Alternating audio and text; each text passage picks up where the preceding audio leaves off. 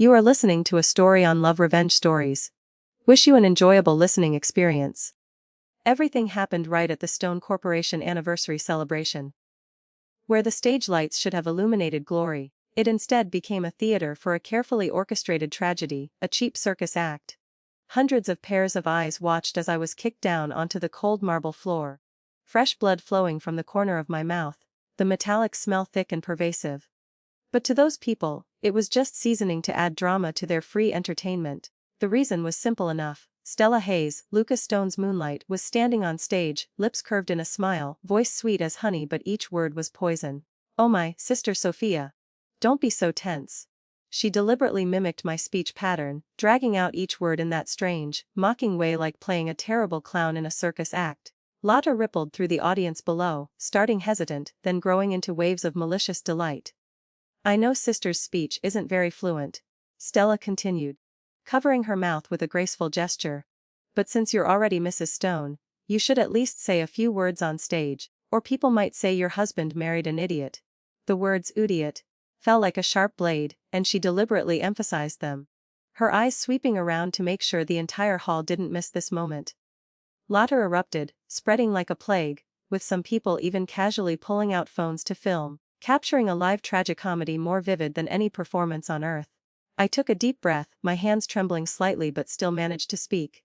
"Stella, please show some respect." Hatefully, the more nervous I became, the more my words stumbled, as if I was taking a hammer to my own dignity. And naturally, she didn't let the opportunity pass. "Oh heavens, I'm not being disrespectful. I just feel that Director Stone marrying someone who can't even speak clearly is truly unfortunate." Whispers rose from the audience below. "So the CEO's wife really does stutter. No wonder we never see her at public events. Not suitable at all." "Stella is the one who's truly suitable, an overseas graduate who speaks multiple languages. I heard this Sophia Chen didn't even attend university." Each sentence, each laugh was like hundreds of needles piercing straight into my flesh. I pursed my lips. "Nuff, slap." The crisp sound of the slap rang out, so decisive that the entire hall fell silent for half a beat. My palm burned, Stella's cheek flushed red. She covered her face, tears immediately streaming down like a flood. "Lucas."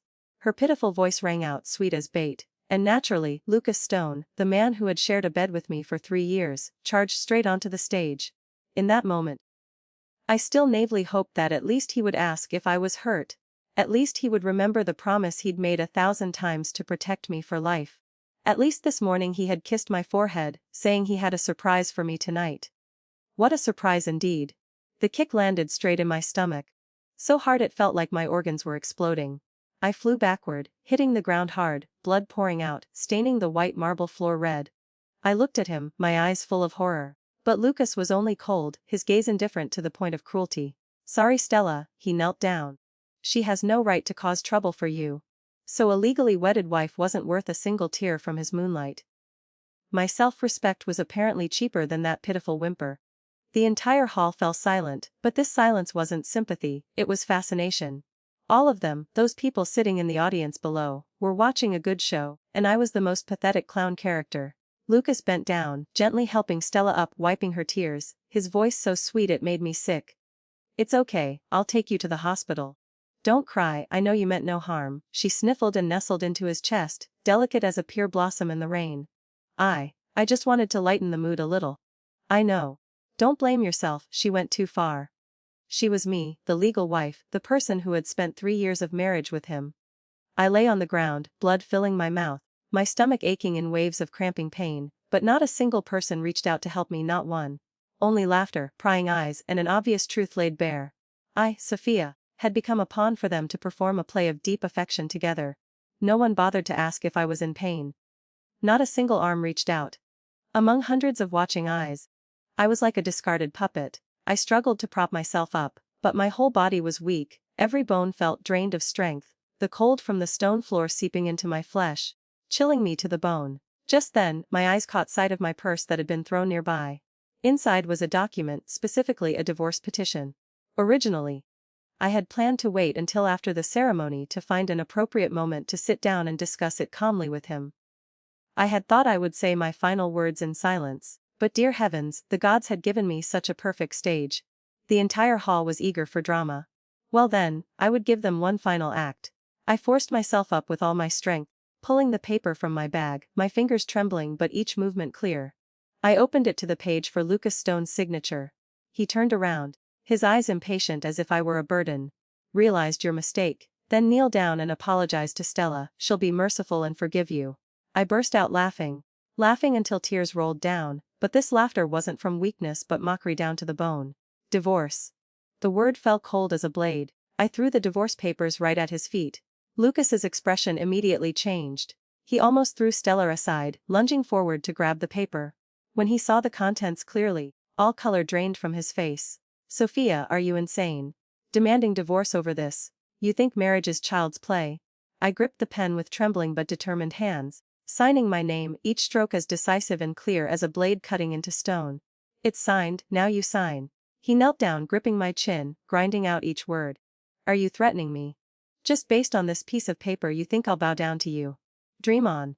Rip. He tore the divorce papers apart. The pieces fell like scattered snow. But what was truly torn apart wasn't the paper, but the naked fragility of an empty marriage. This marriage, don't even think about divorcing me. I looked up at him, my voice hoarse but firm. You think holding the power to tear paper means you can keep my heart? You're wrong, Lucas. The paper can be torn but my determination cannot. A man who beats his wife to protect his mistress deserves to keep me. Ridiculous. He was momentarily stunned, anger flashing in his eyes, but I no longer cared. When I regained consciousness, I was in the hospital, my stomach aching like it was being cut with knives, my throat still thick with the metallic taste of blood. The room was quiet, only the beeping of monitoring equipment. Lucas sat by the bed, not to watch over me but to handle documents. The light reflected off his face, cold as a stone statue. Seeing me open my eyes, he didn't bother to look up. Awake. The doctor said you had internal bleeding, almost died. Lucky we got you here in time. His tone was as casual as discussing the weather, without a trace of remorse. Now that you're awake, you should reconsider your behavior. Finally he looked up, his eyes cold as ice, his voice full of judgment. Sophia, you went too far. Stella was just joking around. What right did you have to slap her? I stared at him in disbelief. After 3 years of marriage, this was all I got in return. He always did this, always standing on Stella's side. He continued leisurely, not forgetting to twist the knife in the wound. She's been spoiled since childhood, your slap made her cry all night. She said her face still hurts, might leave a scar. I want you to apologize to her, kneel down. Those 2 words again, kneel down. I burst out laughing, the laughter broken but full of mockery. Lucas, your kick almost killed me, I'm not joking. I pointed to the medical report on the bedside table, my voice broken but each word clear. Internal bleeding. If we'd been even a little later you would have become a widower. He frowned. Stop pretending, the doctor said it was just minor bruising. Besides, who told you to strike first? You hit Stella, naturally I had to seek justice for her. I pursed my lips. Justice? You want to seek justice for Stella? Then who will seek justice for me? The legal wife who nearly lost her life to her own husband's kick. The space fell into silence. I closed my eyes not from fear but because I knew. From this moment on, the farce called marriage between me and Lucas had reached its end. The last bit of hope in my heart was completely extinguished. 3 years, 3 whole years. I naively believed he truly loved me or at least had some feelings left. For 3 years, I deluded myself that he would keep his promise to protect me. For 3 years, I clung to the illusion that I had a place in his heart. But it turned out everything was self-deception. In Lucas's eyes I wasn't even worth a strand of Stella's hair. Divorce. This time I spoke without any stutter, my voice sharp as a blade, so clear that each word hissed through my teeth. Lucas froze, his eyes widening. What did you just say? I pursed my lips, emphasizing each word. I said divorce. From under the pillow, I pulled out the second divorce agreement I had prepared. I held it up without trembling. Sign it. Lucas's face immediately darkened. He snatched the paper, making the familiar motion to tear it. I coldly caught his hand, my eyes mocking. Useless. Tear it, I have a whole stack. If this one is ruined, there are others. How long can you keep tearing, CEO Stone? His motion froze mid-air, pupils dark. He ground out the words, Sophia, you prepared this beforehand. You've always been waiting for this opportunity. I looked straight at him, proudly nodding. Yes. And I've waited long enough. Lucas stood up abruptly, looking down from above, his voice commanding like a verdict. Stop making trouble. Just because of one small incident you're demanding divorce. Are you insane? I laughed coldly, my breath still mixed with the metallic taste of blood. But each word was like a blade. Small incident. You call me being humiliated in front of hundreds of people a small incident. You call the kick that made me vomit blood and nearly die a small incident. You forcing me to kneel before your mistress is also a small incident. Then what counts as a big deal, Lucas? I paused, narrowing my eyes, my voice cold as ice. Oh. Maybe only when Stella sheds a single tear does that count as a big deal, right? Lucas's face turned purple, he spun around, his voice losing patience. I don't have time to play these childish games with you. Wait until you're rational, remember to apologize to Stella, and she says if you're sincere, she'll forgive you. At the door, he turned back, coldly delivering another slap to my face. Oh right, don't dream about divorce anymore. You're a stutterer, without me, who would want you? Stay home obediently, don't make me lose face. The door slammed shut, his footsteps fading away. The hospital room sank into terrifying silence. I burst out laughing. The laughter hoarse and bloody but ringing clear in the empty room. Who needs a man like that to avoid losing face? I picked up my phone and texted my lawyer. File for divorce as soon as possible. The lawyer responded quickly. Need to prepare evidence, do you have any?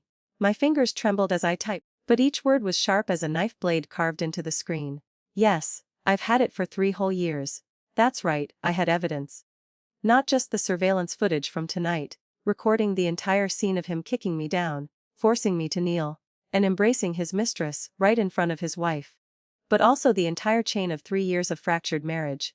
Every time Lucas trampled on my dignity for Stella's sake. This time, I was the one holding the knife. Every recorded argument, every medical diagnosis from when I was pushed down, beaten, and abandoned, I kept it all. Because deep down I knew this day would come, the day I would have to use my own blood and tears to force this marriage to its end. The next day, Stella appeared. She wore a pure white dress.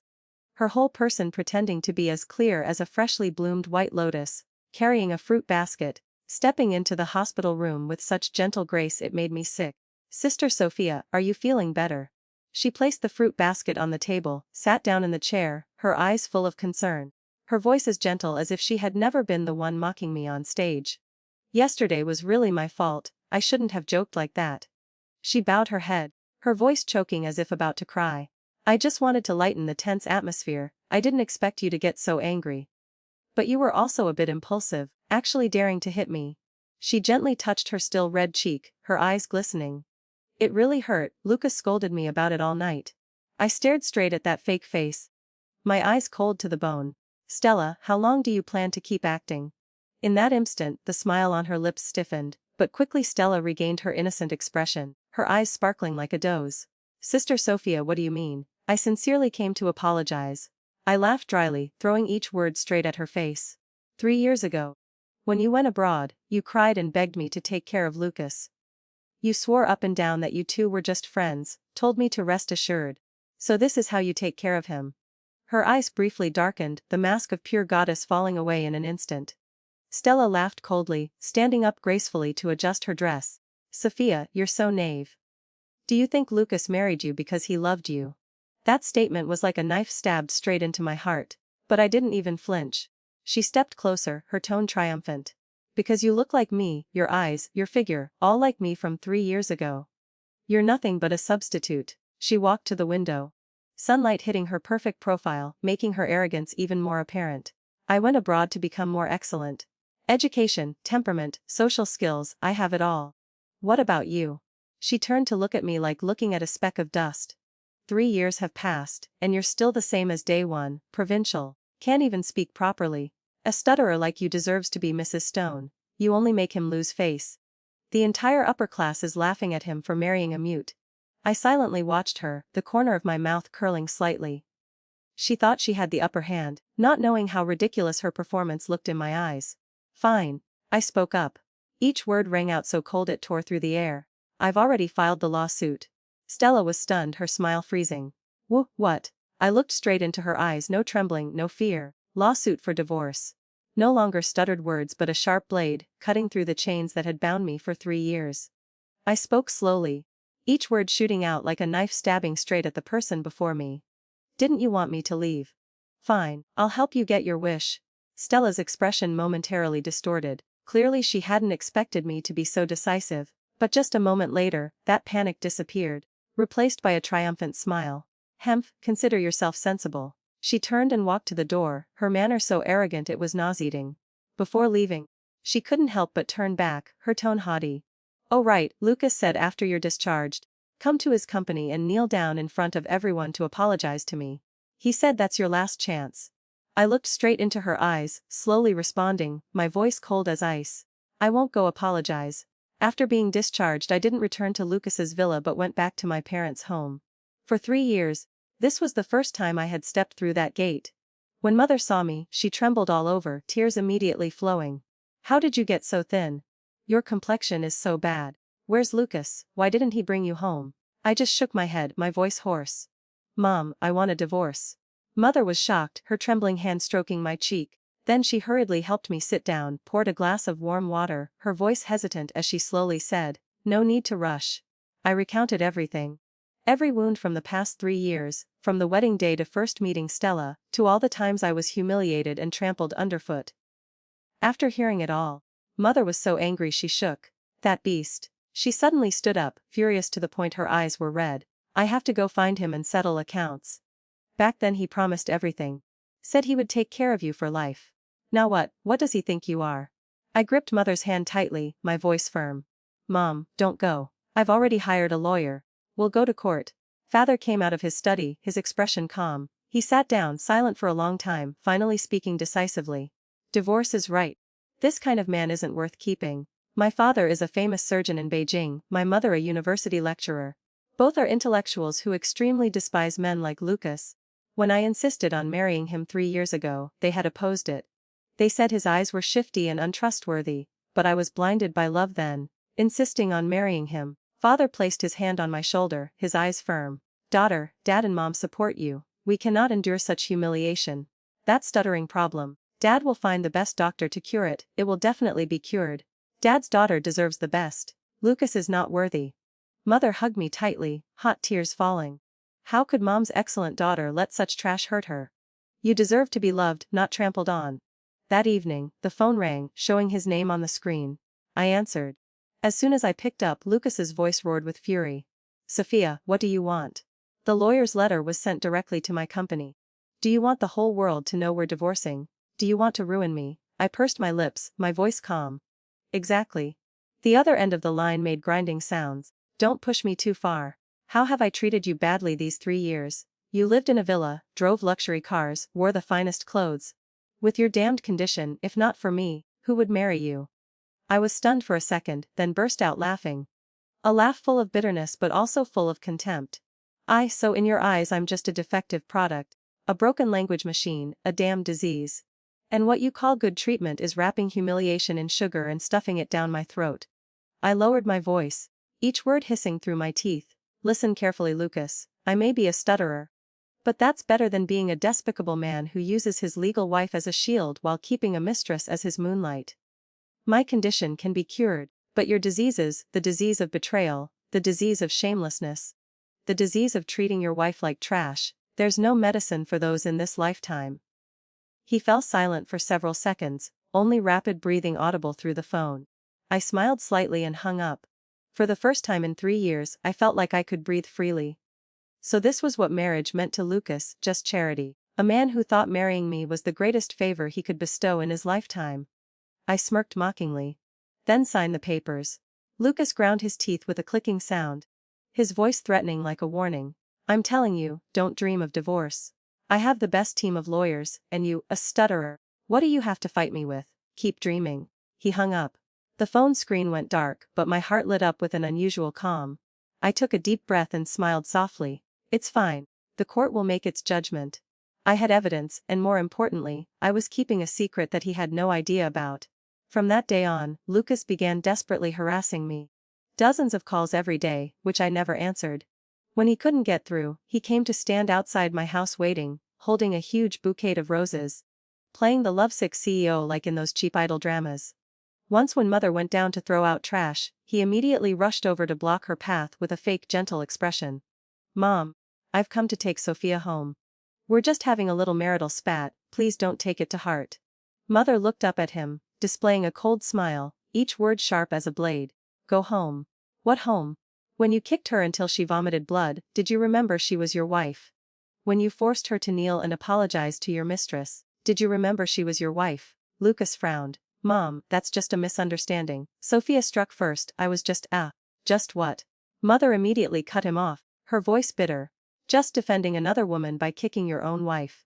Lucas, you're not worthy of my daughter. Please leave here.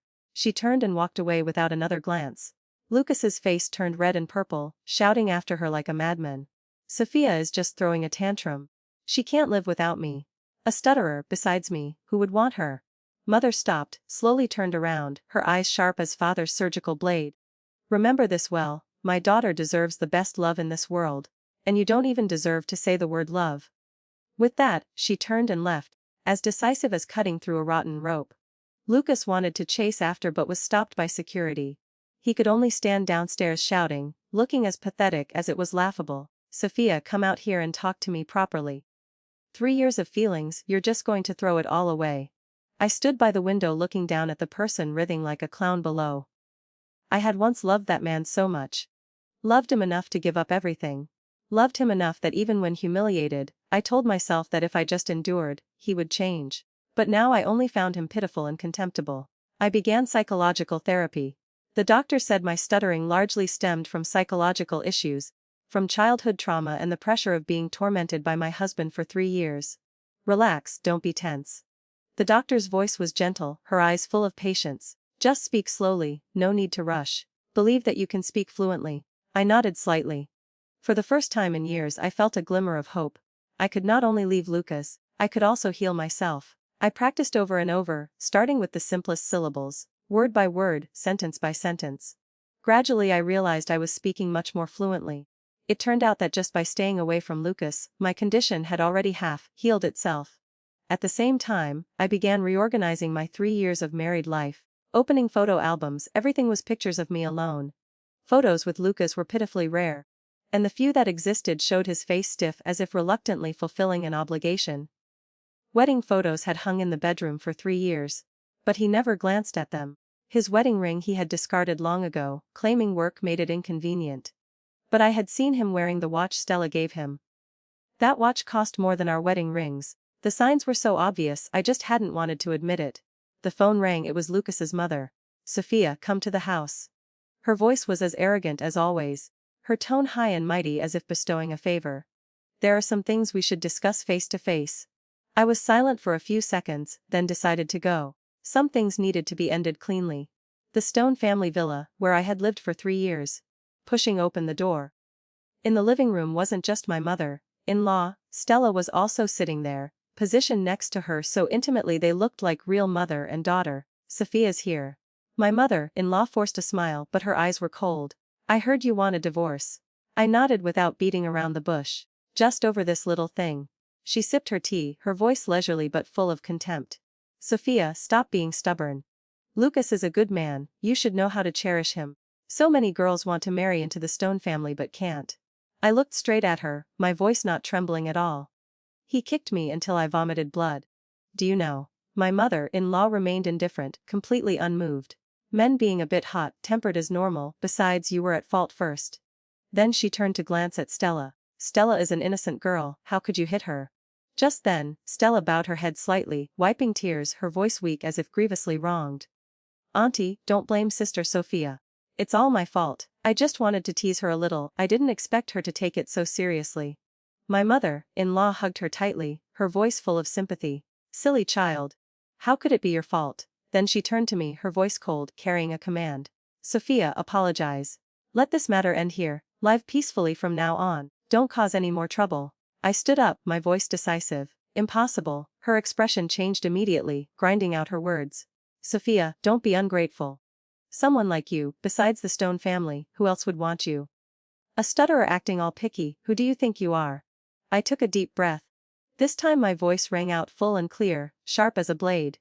I'd rather never marry than live another day in this filthy marriage. She slammed her teacup down hard, standing up abruptly. If you dare step out that door, don't think about coming back. I turned and walked away without looking back. Behind me came her furious cursing, each sentence falling like stones. Ungrateful wretch, just wait and regret it. Without the Stone family you're nothing.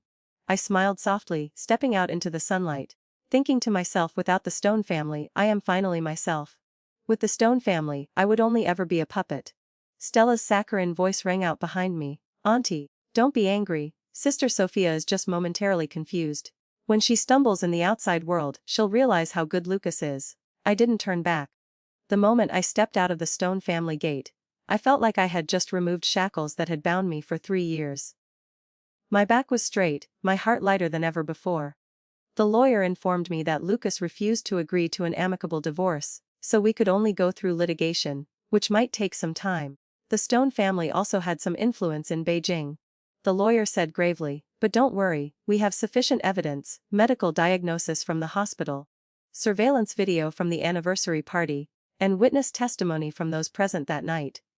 Quite a few people saw what happened and couldn't stand it, willing to testify. 3 months maximum and there will definitely be a verdict. I nodded. Thank you. For the first time, I felt no fear. I finally held the initiative. Leaving the law office, I received a strange call. Is this Ms. Sophia? A man's voice, gentle but decisive. I'm Quinn Torres from Kinghua Investment. I heard you're an interior designer. Kinghua Investment, a name leading the investment industry, wielding considerable power in the sector. I was slightly stunned. For 3 years I had barely worked. Lucas didn't let me work, pouring sweet poison into my ears. The CEO's wife doesn't need to show her face in public. I'll take care of you for life. Take care for life. I laughed coldly inside. For 3 years, what I received was contempt, a fatal kick, being forced to kneel before his mistress. I hesitated, but I haven't worked for 3 years. No problem. Queen cut me off, his tone confident, not giving me a chance for self-doubt. I've reviewed your previous works. They're excellent. If convenient, come for an interview tomorrow. After hanging up, I was dazed. 3 years ago, I was just beginning to get attention in the design world. But then I gave it up for a marriage I thought was love. For those honeyed words. I'll take care of you for life. Now I would take care of myself. The next day I went to Kinghua Investment. Quinn was younger than I expected, with a calm and elegant demeanor. When he saw me, surprise flashed in his eyes, then immediately became a courteous smile. You're Sophia, I nodded. He smiled. Indeed, seeing is believing. Your work has a unique spirit. It's a pity you stopped designing for 3 years. He flipped through the portfolio I brought, brows slightly furrowed, his voice regretful. Really, truly a pity. Those 3 years. You could have been standing much higher by now. I felt a bit embarrassed. Honestly, I might need time to regain my form.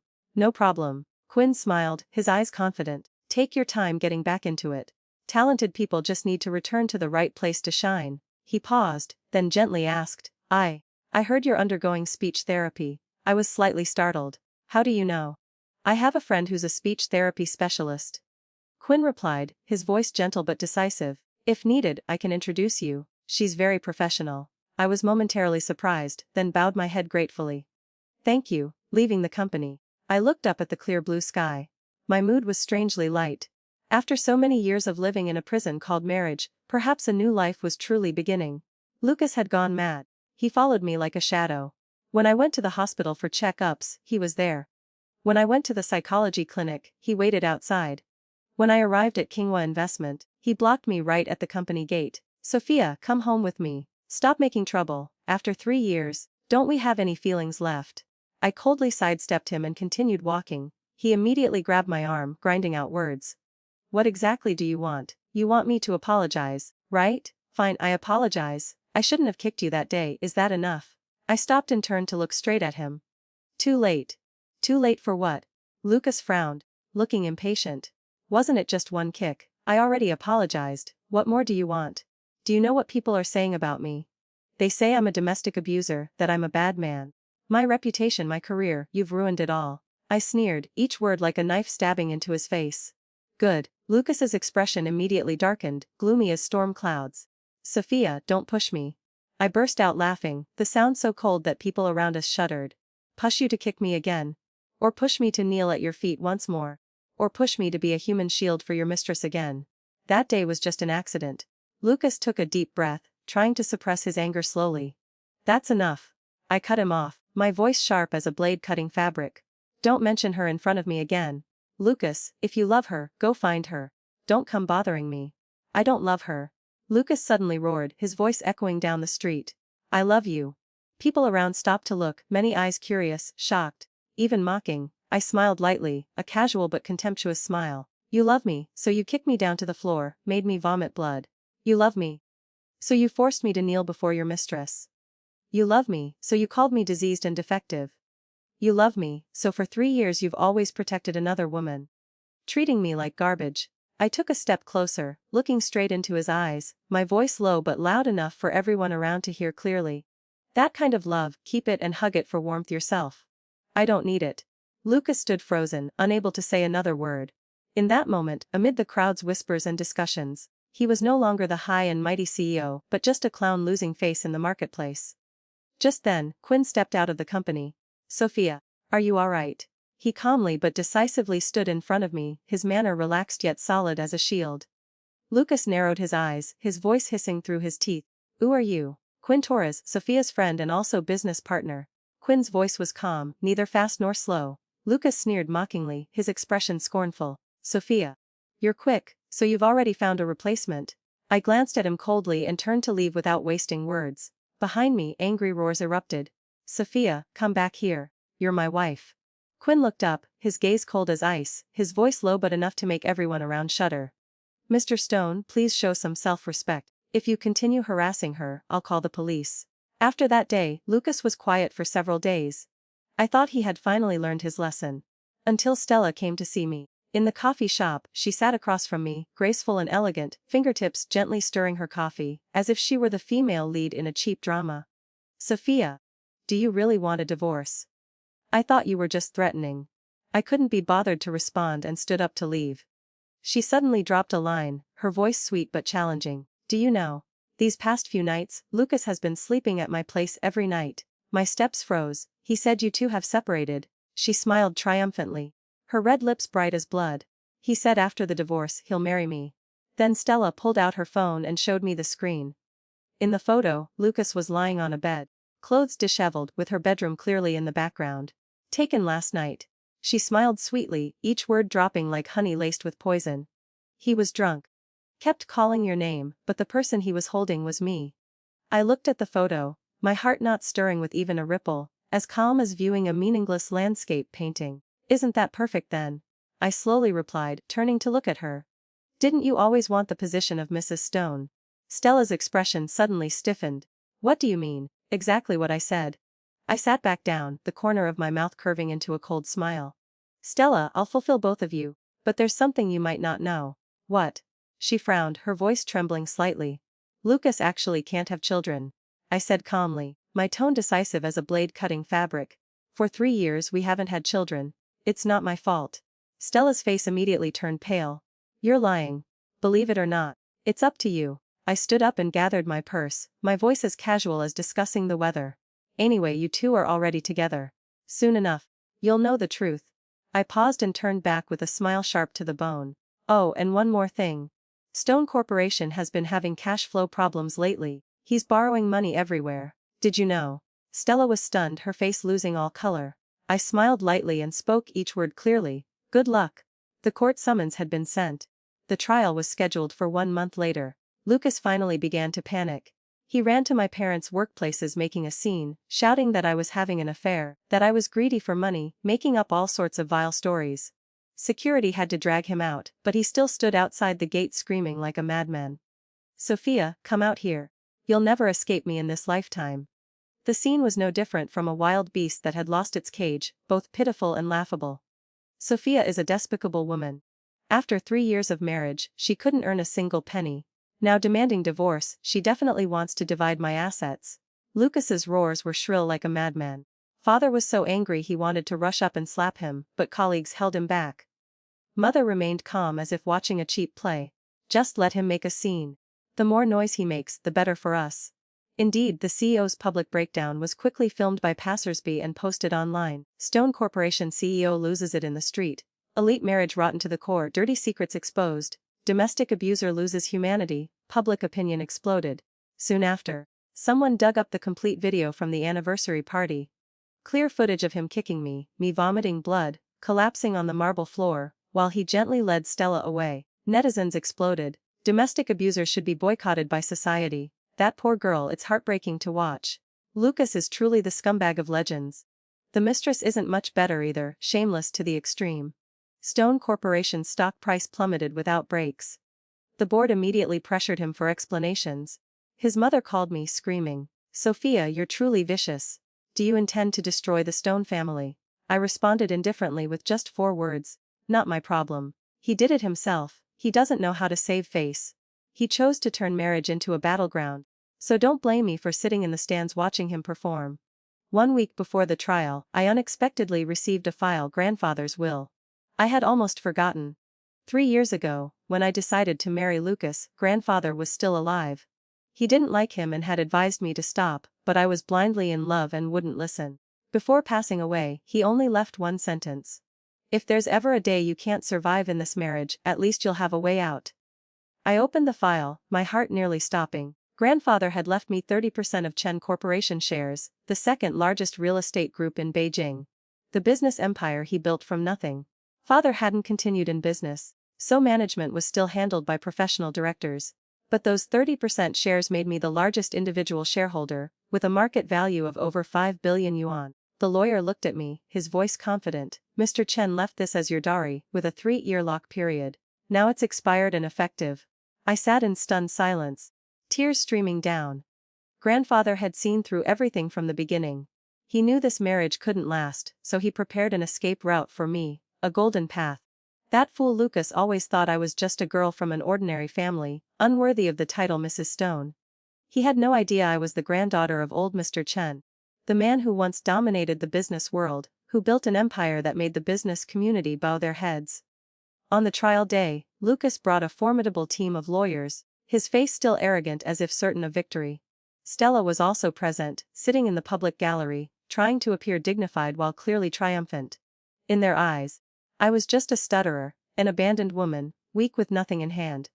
They had no idea that today was just the beginning of my comeback. Today Stella deliberately dressed as if going to a gala rather than court. A fitted black suit, hair in a neat bun, high heels clicking on the floor, every step exuding the air of the rightful wife. As for Lucas, his eyes looking at me were chaotically laughable, angry, bitter, unwilling, and clearly flickering with fear. Yes, he was afraid. His company was on the verge of collapse, capital exhausted, stock prices plummeting. Today he needed to win this case like he needed oxygen to breathe. The judge spoke.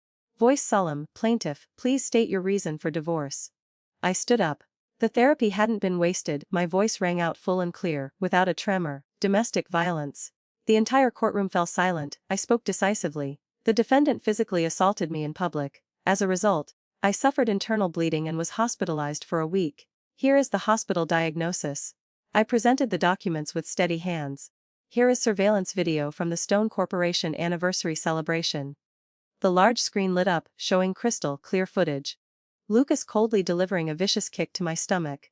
I fell and rolled, mouth bleeding bright red, while he bent down to help Stella, leading her away like a hero saving a beauty. Whispers spread throughout the courtroom. Some were outraged, some laughed bitterly, some turned to look at Stella with contemptuous eyes, as if looking at the legendary mistress. Lucas's lawyer quickly stood up to object. "Your Honor, this wasn't domestic violence, just an impulsive pushing incident." "Pushing?" My lawyer immediately jumped up, voice hard as a hammer on the table. "Please watch the video carefully." The defendant delivered a direct kick to the plaintiff's abdomen. Immediately after, the plaintiff vomited blood on the spot. If this is called pushing, then breaking bones would be called patting shoulders. The entire courtroom erupted in bitter laughter. The judge looked sternly at Lucas. "Defendant, do you admit to striking the plaintiff?" Lucas's throat worked for several seconds before he gritted his teeth. "She struck first. She hit Stella." The judge raised an eyebrow. "Who is Stella?" "A friend." Lucas stammered. The judge's eyes were ice cold. "What kind of friend that you'd be willing to hit your own wife for her in front of a crowd?" Lucas was speechless, his face red but unable to utter a word. My lawyer continued the assault.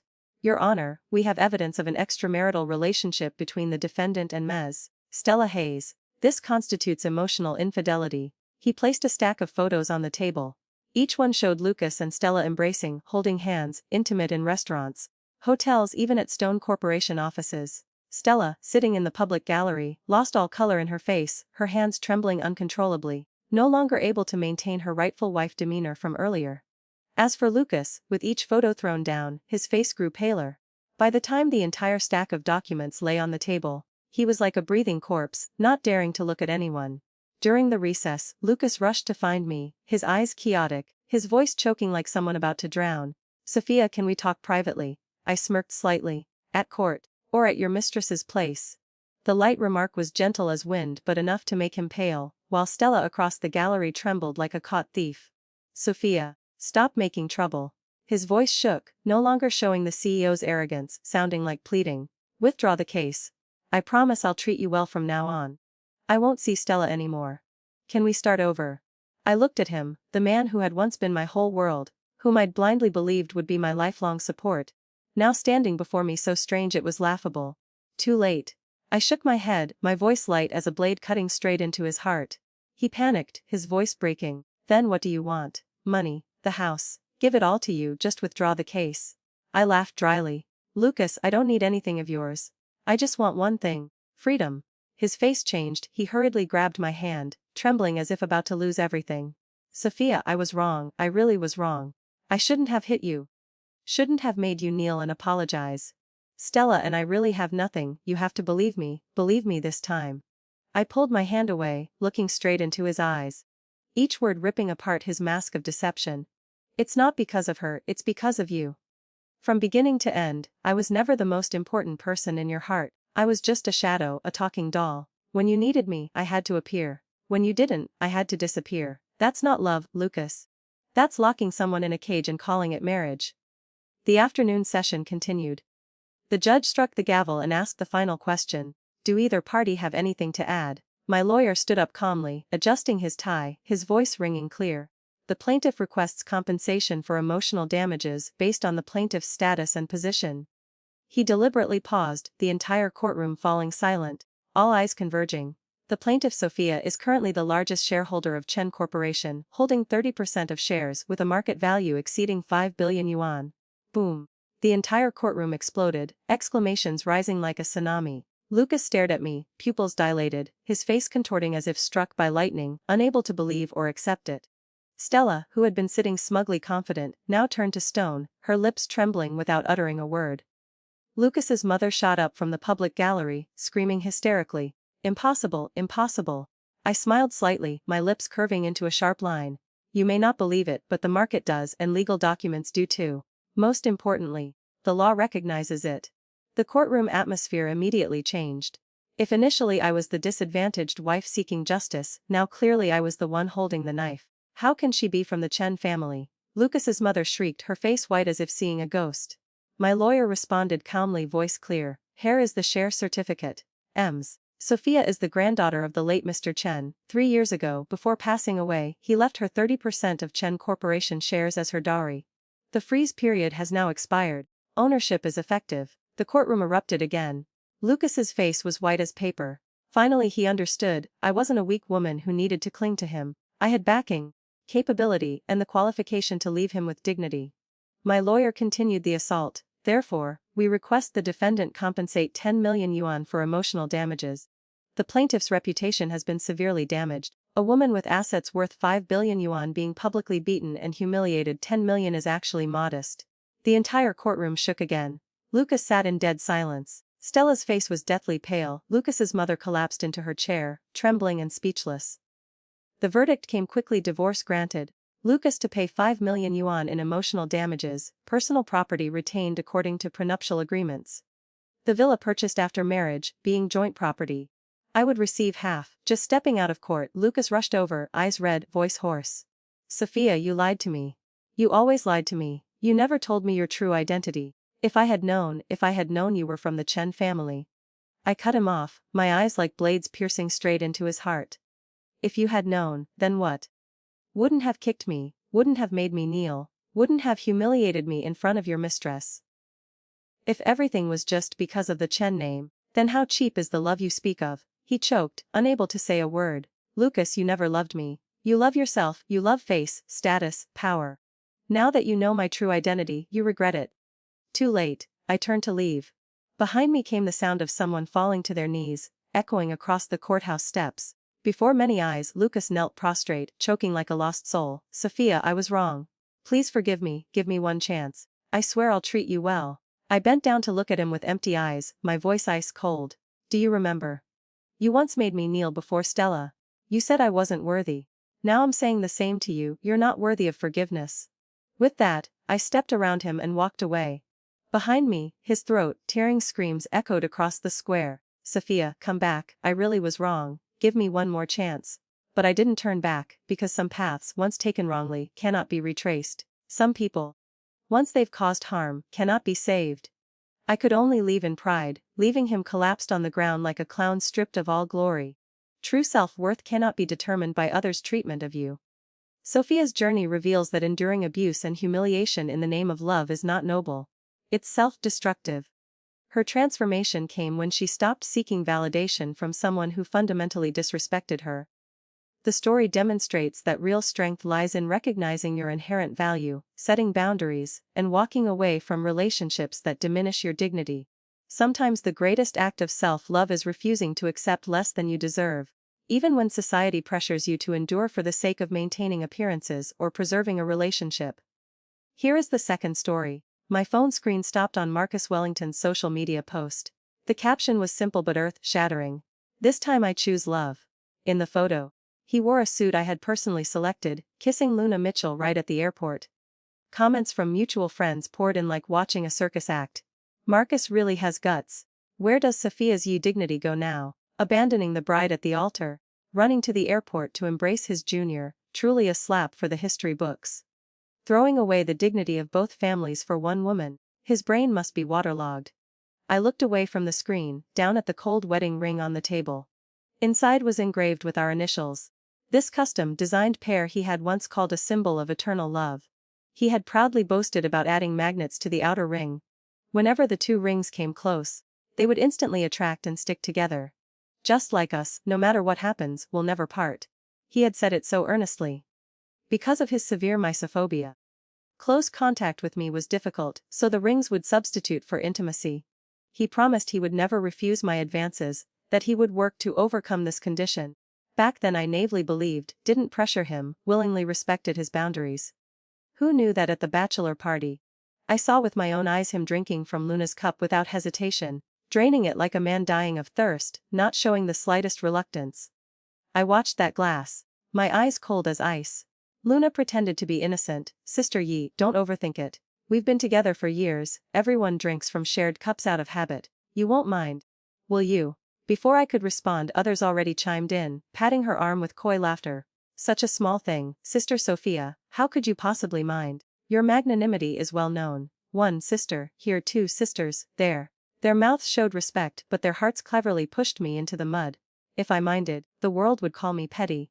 If I didn't mind, I'd apparently be easily fooled. How ridiculous. That night I asked directly. Marcus blushed, hung his head to apologize, promising to be more careful next time. Looking back now, it was all just sweet lies. He wanted both the benefits from the Chen family and to nurture his love with Luna. A pipe dream of greed as calculating as a merchant. My assistant knocked and entered. Ms. Chen, Chairman Wellington on the internal line, he's called over a dozen times. Should I take it? I glanced at the screen, my voice light as wind.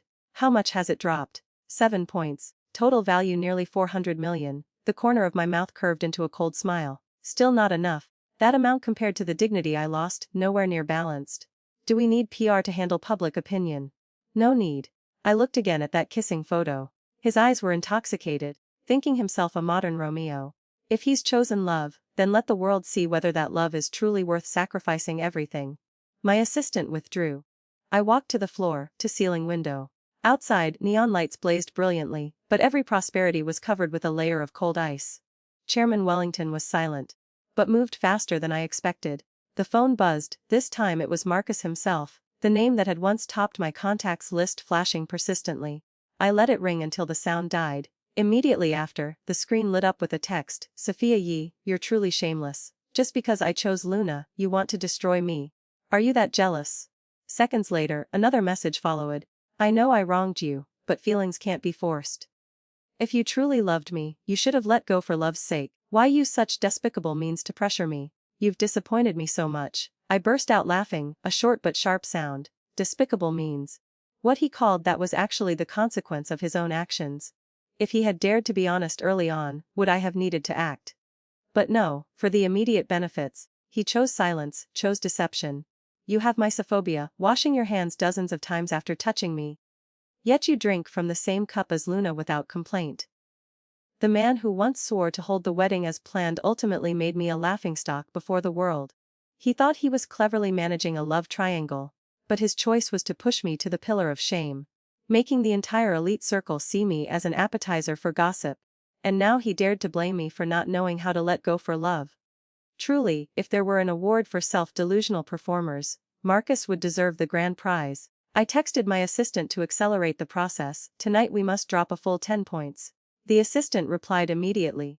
Order received. I put down my phone and opened the stock market, red numbers dancing like blood spreading across a lake. Wellington Industries market value evaporated bit by bit. I smiled coldly. Chairman Wellington, a seasoned businessman, surely won't disappoint me. The phone lit up again, still him. His tone had softened considerably. Like someone drowning who'd grabbed a pole. Yay, can we talk? This chaos benefits no one. My parents are going crazy. Give me another chance, won't you? Isn't it just that you felt embarrassed today? I'll help you recover your dignity. Whatever punishment you want, just don't make things difficult for my father. He's innocent. Innocent. I laughed mockingly. If his father were innocent, then I'd just humiliated myself at the altar for fun. I typed a brief line, sharp as a blade. If you want reconciliation, show your sincerity. Quickly he replied, okay, I know what to do. I looked at that line, feeling momentarily strange, but work was piling up. I set it aside for now. After handling everything at the company, I drove home to the villa. Halfway there, my phone rang. My best friend. Where are you? Her voice was so urgent it sounded like she'd just run a marathon. Just left the office, heading home. Before I could finish, the other end erupted like machine gun fire. Come back to the company immediately. Marcus is on the rooftop saying you're forcing him to die. He just posted on social media. Reporters are swarming now. Public opinion is all targeting you. I narrowed my eyes.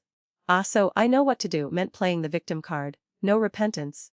Just setting up a stage to reverse the situation. I took a deep breath and opened his latest post. Sure enough, a post with a screenshot of our conversation, captioned ridiculously. It's all my fault. If this life can make you stop being angry and stop making things difficult for my parents, then perhaps this is the best ending. I read it over and over. My lips curving into a smile cold to the bone. Shameless to the point of being able to look in a mirror without breaking the glass. I tossed my phone to the passenger seat and turned the car around. Below the company building, police had blocked the road, ambulances on standby. On the highest floor, a cheap drama was being performed. I went straight to the elevator and stepped onto the rooftop. Marcus stood by the edge, wind whipping his shirt, looking like a sacrificial angel. His mother had fainted in a nurse's arms from crying. His father trembled, his voice breaking as he pleaded. And Luna was playing the tragic female lead, wailing and crying, blaming herself, saying she was the one who deserved to die. A grand drama was fully staged, missing only me, the number one villain. Cameras live-streamed directly at me. Broadcasting live. Comments flooded in, vicious as a pack of hungry wolves. If she doesn't love him, why force him to a broken home? Antisocial personality, terrifying. Anyone who doesn't love her doesn't deserve to live. Thinks she's a princess. If she can't have him, she'll destroy him. Rich and powerful, taking what she wants by force. This type should die early. I scrolled through those comments and smirked. Indeed, the masses are easily led by the nose. See fake tragedy and they cry along. Suddenly, Luna rushed over, falling to her knees before me, her voice trembling like a dying dove. Sister Yi, it's all my fault. Marcus only loves me. Don't force him to die, if needed. Let me bear the blame. My phone was still bright, comments jumping wildly, growing more and more heated. They truly love each other. Love itself isn't wrong. But if you force him to death out of displeasure, then let me die in his place. Her tone was tragic, words cleverly crafted. Tears streaming, a performance that would make even the Oscars ashamed. I stood still, eyes cold as ice. It wasn't that I couldn't act, but that I didn't need to. Just because I'm unhappy, I'm forcing a man to die. I laughed coldly, the sound echoing straight into the crowd's ears. Yes, according to your script. I'm truly the most vicious and shameless person in the world. Maybe tomorrow I'll be crowned the nation's top villainess. Luna took that moment to whisper in my ear. Her voice low like a venomous snake. Sophia, do you know what your biggest failure is?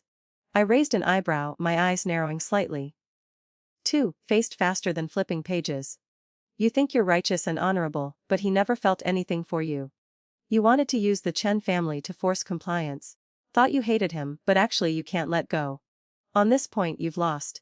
She smirked. Wellington Industries stock will recover. but you'll only end up more miserable. With that, Luna suddenly threw herself backward, screaming, "Sister Yi, are you trying to push me down? If only my death will make you spare him."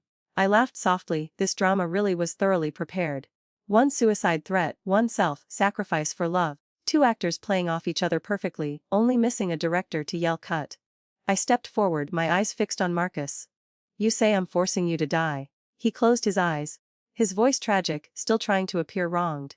"Isn't that so? You use your investment capital in Wellington Industries to manipulate me. Whenever you're unhappy, you immediately threaten Wellington Industries' interests. My father was once a respected figure in the city, but now he has to watch your moods to survive. Sophia, you have power and influence, but I'm a human being, my parents are human beings too, not dogs and cats for the Chen family to keep." I snorted softly. "Dogs and cats of the Chen family. You got half of it right, good dogs never bite their masters. Do you think you qualify for that comparison?" The crowd fell silent for a few seconds, livestream comments exploding. Some cursed me as vicious, others began suspecting Marcus's performance. Marcus's suicide threat quickly caused a social media storm. Hordes of netizens called for boycotting Chen Corporation products. Chen Corporation stock plummeted. Major brands simultaneously cancelled endorsement contracts. I thought I could rest temporarily, but unexpectedly they joined forces with Luna to launch an online campaign targeting me directly. They fabricated stories that I was habitually predatory, caring nothing for others' lives or deaths. The PR department's press release hadn't been live for 5 minutes before the official account was hacked and locked down. Luna capitalized on the momentum, releasing a petition demanding my removal as CEO. Power in Sophia's hands is no different from a sharp blade that could harm anyone at any time. The petition went viral with over 10 million shares, even company employees secretly shared it like group entertainment. Just then, Marcus walked in with Luna, his face full of triumph, as if he'd just won a great victory. Why go this far? Making such a scene, I'm afraid you'll have trouble maintaining your position on the board of directors in the future." He drew out his words, his eyes gleaming mockingly. "How about this?" He prolonged his tone, eyes flashing with derision. "Beg me, and maybe for old time's sake I could help you out." I leaned back in the director's chair, as relaxed as watching a cheap circus act, casually asking, "How exactly do you plan to help?" He raised an eyebrow, his voice lazy but self-satisfied. "I can produce a depression diagnosis. Proving my previous behavior was just due to excessive pressure, unable to control myself. And during treatment, Luna was worried about me, thinking you were holding me captive, so she posted some harsh words. This way all problems can be solved, everyone wins." I laughed coldly, my eyes sweeping over the two people before me. "Ah, so using illness as a protective charm is quite convenient. Too bad this script is still too amateur. You must think the audience out there are all idiots." After listening, I felt only contempt that was laughable. I turned around, my eyes cold to the bone, looking straight at Luna, each word slowly released. "So what's my price?" Marcus immediately clapped twice, laughing softly, his triumph evident. "Indeed you're smart, talking like this is much more comfortable. I want 10% of what originally belonged to Wellington Industries converted to cash and transferred to my account." "Oh. And 2 items you bought at last month's auction. The jade pendant and Queen Victoria's crown used in the wedding. Luna likes them very much." My eyes immediately sharpened. That jade pendant was originally my family heirloom. The wedding crown symbolized a lifetime promise, yet he dared ask for both to give to his mistress. I sneered, my voice cutting. "Marcus, your ambition is truly enormous. 600 million right off the bat, plus demanding both the family heirloom and wedding crown. Aren't you afraid of choking to death?" Luna trembled slightly, her face pale, but when I glanced at her she quickly lowered her eyes, pretending to be docile. Marcus just shrugged, feigning nonchalance. "Anyway, this is my limit. Give it or not, it's up to you." As soon as they left Chen Corporation, he immediately started a livestream, his face flushed red, eyes teary, looking weak and completely different from his arrogant demeanor earlier, his voice hoarse and trembling like a pitiful lamb. "Sorry. I'm too weak to protect the person I love and my family. For years I've lived like a puppet in her hands. She uses investment capital and family influence to control me. Even basic freedom has become a luxury. Who I meet, what I say, everything needs her permission. And Luna, just for being by my side, was oppressed by her, nearly ruining her career. She thought this would make me completely submit. Today I humbled myself to beg her to let go. I just wanted to keep a bit of final dignity, but as you all saw, she wouldn't even give me this last chance. She uses Wellington Industries' future and Luna's prospects as tools to punish my rebellion. She's exactly the type who'll stop at nothing to achieve her goals. He paused, clenching his hands white, taking a deep breath as if suppressing sorrow. The livestream went viral immediately. Absolutely terrifying. How can elite glamour be so filthy? Or Mr. Wellington, stay strong. Now I understand why he abandoned his bride at the wedding. Who could endure this? Thinking back, I actually supported Sophia. I feel so ashamed. Support Mr. Wellington. Psychological coercion is also a crime. Sophia must explain herself. Those performed tears became the perfect catalyst, public opinion swinging completely to his side. Waves of fury building moment by moment. But I had long prepared sufficient evidence. I was waiting for exactly this moment, when public opinion peaked. That's when I would tear apart Marcus's disguise, ensuring he could never raise his head again. In the office, the atmosphere was thick enough to suffocate. Every senior executive's face was clouded with darkness. I placed all the evidence on the table, lists of gifts I'd bought for him, our entire conversation history, documents authenticating every cent I'd invested in Wellington Industries. I coldly swept my eyes over everyone in the boardroom, my voice sharp as ice. Just one Marcus and you're all trembling like this. Aren't you ashamed? A veteran shareholder slammed his pen on the table, his voice harsh as a judge's. Ms. Chen. I've been with the company since your grandfather's time. By seniority, you should call me uncle. I'll be direct, absolutely no action should be taken now. Best if you temporarily resign. I looked up, a faint smile blooming on my lips, no different from a blade about to be unsheathed. Wait for the storm to pass, then return to your position. We'll find someone to replace you temporarily. My hands under the table clenched white, but my face remained ice cold. Do you all share this opinion? The director cleared his throat hesitantly. CEO, the evidence you've provided only proves you two were once in love. But can't refute that you used your power to coerce him. I burst out laughing, the sound sharp as scissors cutting through his words. Refute how? How to refute? Isn't that exactly your job? He was startled, then tremblingly removed his work badge from his neck, his voice weak. Sorry Miss Chen, I'm powerless. I'm just PR, I can't fix this kind of damage. Several other directors also stood up, including the executive director who was Marcus's cousin, looking at me with a face heavy as lead. Ms. Chen, you should be realistic. After all, you once called me cousin. You treated my brother this way. And now want to escape clean. Aren't you making things difficult for us? I looked at him and found it only laughable. In the past, precisely because of Marcus, I had overlooked so much opposition and personally placed him in this position. He knew better than anyone how I had treated Marcus. Yet now he was turning around to join the false accusations. I looked around the room and finally understood how deep Wellington hands had reached. Someone else spoke with a superior tone, looking world-weary. Child, stop being stubborn. Your father is gone, I'm your elder, I should look after you. Just go rest. The company won't fall apart with us here.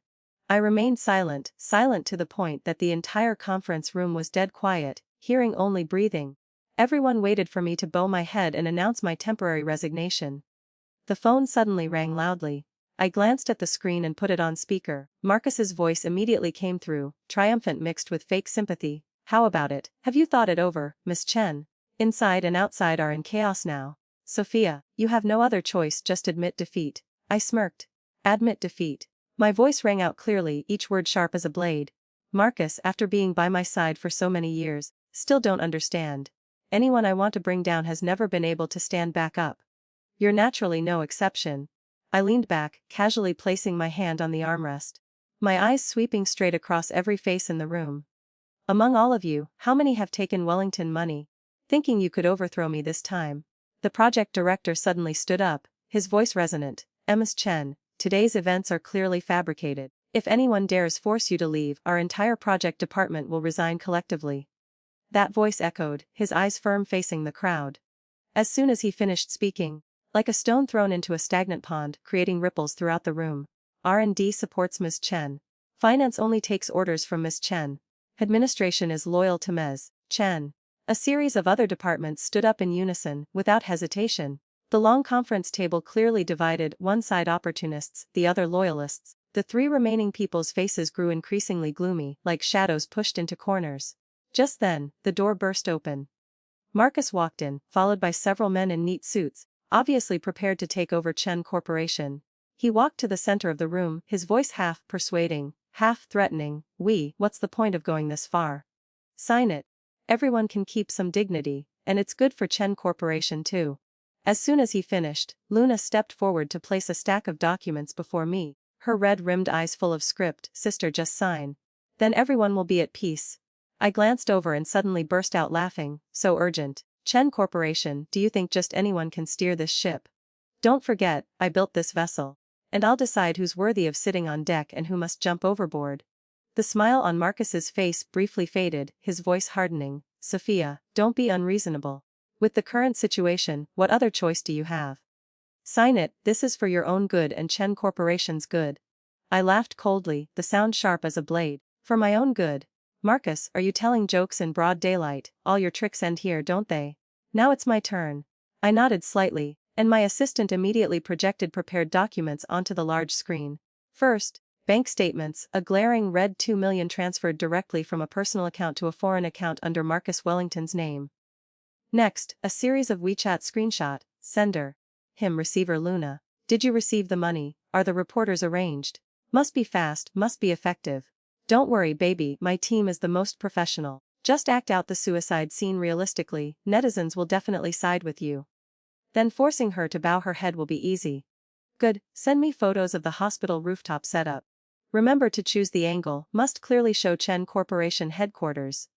The recording played out, each word stabbing straight into everyone's ears. I can produce a depression diagnosis, proving previous behavior was just due to excessive pressure, unable to control myself.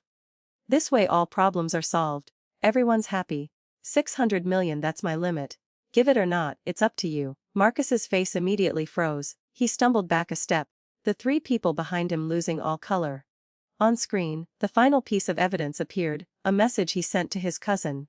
Cousin must hold steady with the wavering board members. Once Sophia signs the resignation, I'll immediately take over commercial affairs. Within 3 days.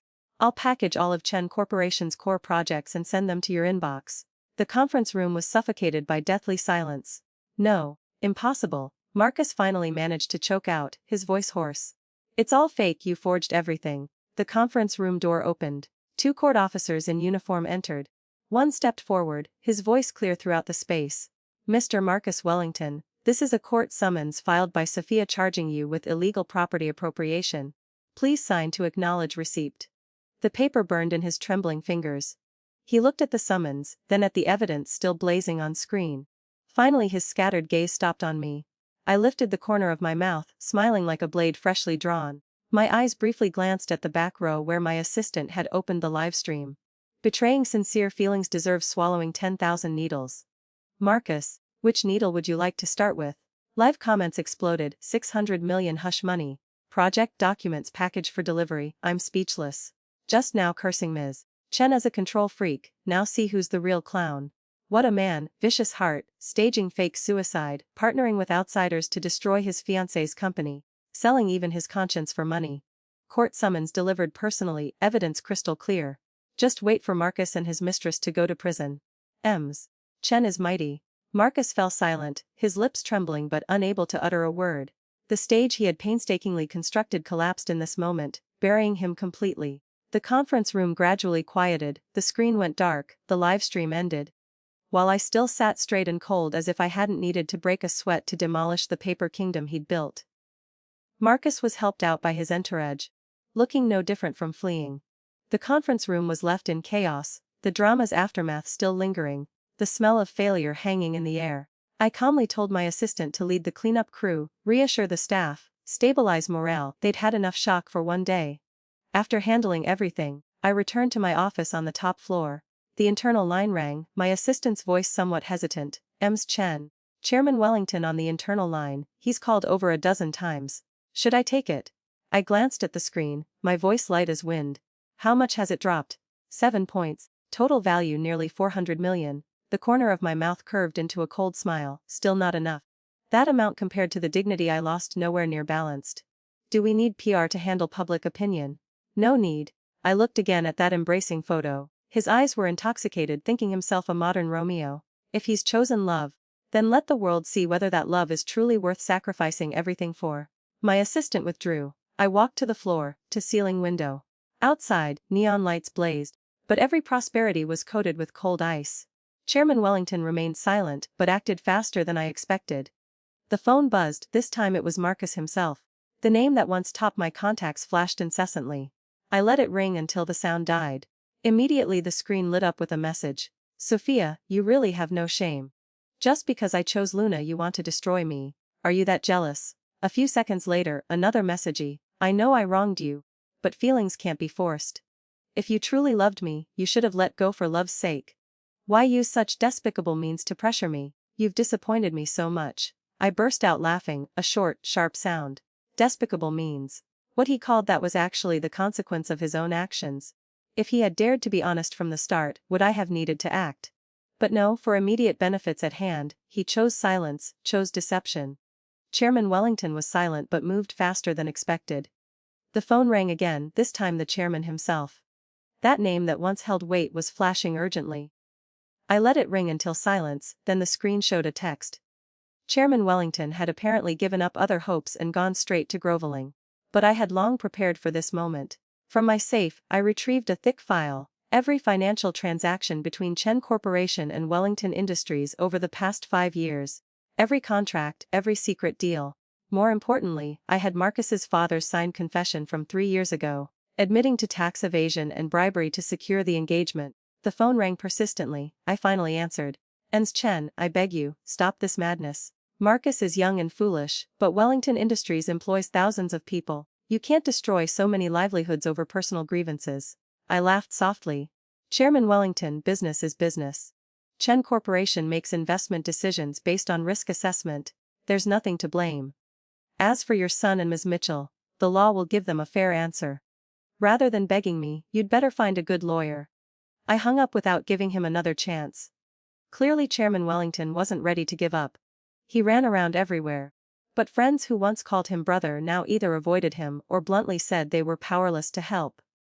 Desperate, he charged directly to Chen Corporation headquarters. Security stopped him in the lobby. He lost all composure, screaming at the reception desk, "Let me see Sophia. I must see her. She can't corner Wellington Industries like this." The receptionist awkwardly called upstairs. I sat in my director's chair listening to the commotion through the phone, sipping tea. Lips curling slightly, I turned on the public address system for the first floor reception area. Sound immediately amplified, my voice echoing throughout the lobby. Each word like nails driven into posts. "Chairman Wellington, please return. I'm very busy and have no time to handle irrelevant matters. Between Chen Corporation and Wellington Industries, there's nothing left to discuss." The ice, cold statement pierced everyone's ears, plunging the entire lobby into tense silence. Chairman Wellington stood like a lost soul, screaming frantically at the air. "Do you really hate Wellington Industries this much? Just because of Marcus alone?" I immediately cut him off, my voice so cold it made the entire lobby shiver. "Please correct yourself. Everything happening today has nothing to do with whether I hate anyone. This is the price Wellington Industries must pay for its own choices. Please leave." Chairman Wellington stood frozen, his face white as if slapped before hundreds of eyes. Finally he staggered away from Chen Corporation, carrying his rage and fear. Returning home, he roared, throwing his teacup, his shout tearing through the atmosphere. "Look what you've done." He could no longer maintain his dignified patriarch facade, just an old man panicked by total loss. For that woman Luna. Destroying yourself wasn't enough, now you want to drag all of Wellington Industries to hell. Marcus was frightened pale by his father's thunderous roar, stammering his defense. "Dad. You supported me before, you said if I won I'd win." Chairman Wellington's finger shook with rage pointing at his son. "You thought because Sophia loved you, she'd always give in. You thought fake suicide threats and fake depression could force her. Now look, she's really striking back. Wellington Industries is finished. Are you satisfied? What's your precious love worth now?" Marcus was scolded into trembling, instinctively turning to Luna for help, but her eyes only dodged awkwardly, her voice small as a mosquito. "Uncle, don't be angry. The important thing now is figuring out how to resolve this." "Resolve?" Chairman Wellington roared, his anger immediately turning on her. "How do we resolve this? If you hadn't egged him on, how would Marcus be in this situation? Get out. Get out of the Wellington house immediately." Luna's face alternated between green and white, her whole body rigid, not daring to resist, only hanging her head in awkward shame. Marcus watched this scene, his father's unprecedented fury, Luna's retreat bit by bit, his heart sank to icy depths. Meanwhile, partners who had been hesitant and small enterprises dependent on Wellington Industries saw this situation and rushed to cut ties. Some even took the opportunity to deliver fatal blows, directly seizing the market share Wellington Industries had just lost. Wellington Industries' capital chain was completely severed. The towering commercial empire collapsed at a speed no one expected, so fast that everyone could clearly witness a fortress crumbling in an instant. Marcus's world was also turned upside down from that moment.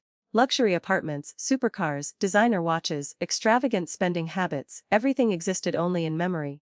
He was forced to sell off everything piece by piece, barely maintaining his lifestyle. But what he couldn't bear even more was how people's gazes changed from admiration and flattery to mockery and pity. Luna's situation was even more miserable. In academia and research institutes, reputation is the most precious asset. Everything she had previously obtained through Wellington connections and resources instantly became a double-edged sword. Rumors that she was a power-hungry flatterer with dishonest methods and hollow academic achievements spread everywhere. Projects were suspended, authority revoked. Everywhere she went people pointed and whispered.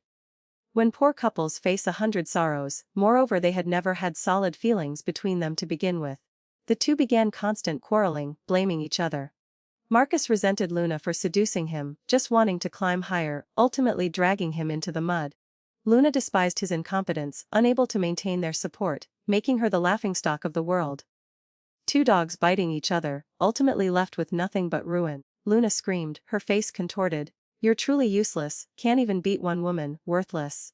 In one fierce argument, Marcus couldn't contain himself either, roaring with a hoarse voice. "It's all because of you. If you hadn't interfered and ruined my relationship, there might still have been a place for me in Yi's heart. I wouldn't be in this state." Luna immediately tore off her gentle mask, glaring and snarling, "Hi. You were greedy, on one hand unable to give up the Chen family's power and wealth, on the other wanting to find validation with me. Living off Sophia's resources, enjoying her support, while still wanting to play the lovesick fool beside me.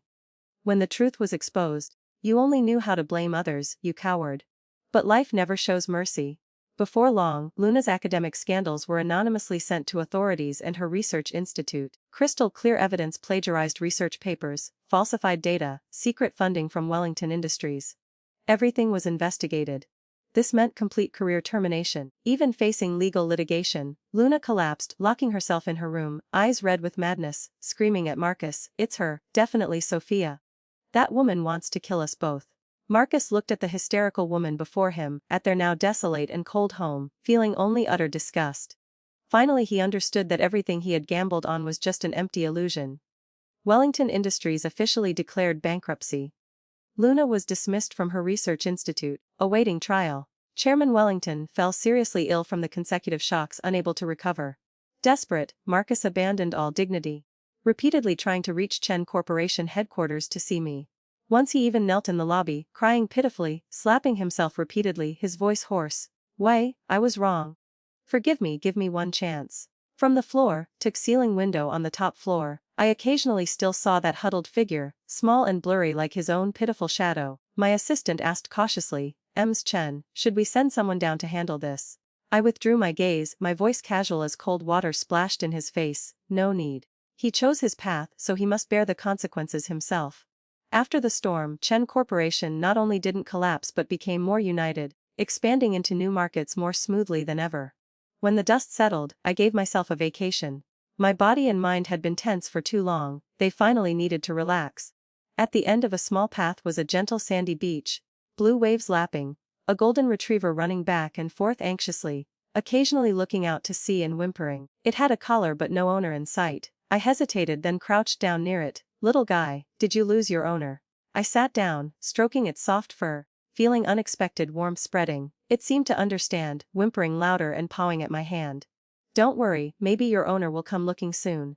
I spoke softly, my heart strangely peaceful. "Kimbo," a bright male voice called out. The golden immediately perked up its ears, barking excitedly. A man ran over, sitting down to embrace the dog, jumping into his arms. He stood up and walked toward me, showing a sincere, warm smile. "I'm Liam Carter. This little guy just chased a seagull and I carelessly lost track of him. He nearly scared me to death." "Sophia." The golden cooperatively barked again, tail wagging wildly. We just stood by the seaside chatting casually. After that, I occasionally drove to this place. Kimbo was always the first to spot my car, running over happily. Then gradually we would walk slowly along the beach together with Kimbo. It turned out rebirth was just like this. In some unexpected moment, in scenery that seemed familiar yet strange, you meet an unexpected connection that makes you willingly stop your steps. Deception and manipulation ultimately destroy the deceiver. Marcus's downfall illustrates that trying to have everything, keeping one person for security while pursuing another for passion, is unsustainable. His elaborate schemes, fake suicide threats, and public manipulation backfired spectacularly because truth has a way of surfacing. The story shows that authentic relationships require honesty and respect, not calculated performances. When someone repeatedly chooses deception over integrity, they build their life on unstable ground. Eventually, the weight of their lies collapses everything they've constructed. Real love cannot coexist with systematic betrayal and emotional manipulation.